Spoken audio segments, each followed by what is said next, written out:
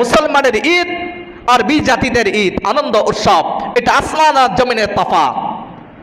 অন্য জাতিদের ঈদের ভিতরে গুণা আছে, নাচ গান আছে, ডুল তবলা আছে, আতশবাজি আছে, পটকাবাজি আছে, কিন্তু মুসলমানের ঈদের ভিতরে এইগুলা নাই। মুসলমানের ঈদের ভিতরে নাচ গান, ডুল তবলা, গান বাজনা, বলেছে আতশবাজি, এইগুলা নাই। বেহায়াপনা, উলঙ্গপনা মুসলমানের উৎসবের ভিতরে নাই। এইগুলা সব বিজাতিদের উৎসব। মুসলমান কোনোদিন বেহায়াপনা করতে পারে না।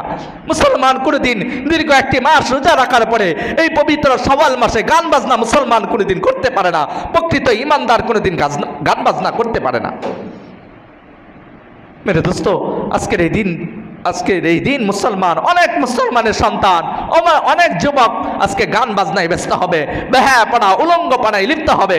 দোস্ত, আমি যদি এই দিনটাকে বেহায়াপনা আর উলঙ্গপনা, গান বাজনা দিয়ে এই দিনটাকে কাটাই, এই দিন আমার জন্য আনন্দের তো দূরের কথা, কাল কিয়ামতের ময়দানে এই দিনকে নিয়ে আমাকে আফসোস করতে হবে।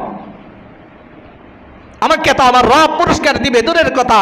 এই দিনে যদি আমি বেহায়াপনা উলঙ্গপনা অবস্থায় দিনকে কাটাই, তাহলে আল্লাহ তাআলা পক্ষ থেকে আমার আপনার জন্য লানত, আমার আপনার জন্য বলে সে অভিশাপ, সারা দুনিয়ার সমস্ত মাখলুকের পক্ষ থেকে আমার আপনার জন্য অভিশাপ হবে। এই জন্য সাবধান, এই দিনকে যেন আমরা আনন্দ উল্লাসের নামে যেন কোনো বেহায়াপনা আর উলঙ্গপনা না হয়, এই দিন যেন কোনো খারাপই না হয়, এই জন্য খুব সতর্ক থাকতে হবে, খুব সাবধান। আমার ঘরের নারীরা যেন বেহায়াপনা ভাবে ঘর থেকে না বাইর হয়। আমি অভিভাবক, এটা আমার দায়িত্ব। আমার মেয়ে, আমার বোন, আমার বিবি বলে সে ঘর থেকে যেন কোনো বেপরদা ভাবে এই ঘর থেকে যেন বাইর না হয়। ঈদের আনন্দ আর উৎসবের নাম নিয়ে যেন বেহায়াপনা আর উলঙ্গপনা রাস্তাঘাটে যেন না করতে পারে আমার ঘরের মহিলাগুলা। এটা আমি অভিভাবক হিসাবে আমার দায়িত্ব।